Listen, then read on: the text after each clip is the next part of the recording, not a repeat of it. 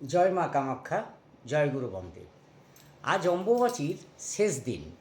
আজকে সারাদিন যাওয়ার পর রাত্রি ৩টা ২১ অম্বুবাচী ছেড়ে যাচ্ছে।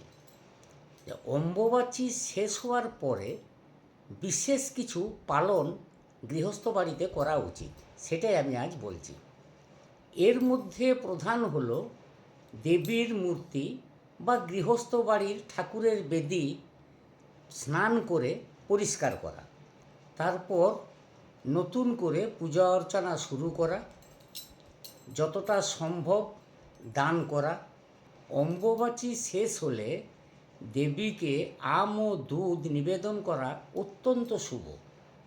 অনেকেই দেখেছি ঠাকুরের বেদিকে লাল কাপড় দিয়ে ঢেকে দেয়, এটা একদম উচিত নয়।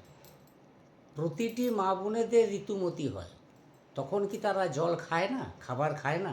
ঠাকুরকে ছুবেন না ঠিক আছে, কিন্তু বেদির নিচে তাকে জল, নকুলদানা, যে যেমন ঠাকুরকে জোগায় সেটাই করা উচিত।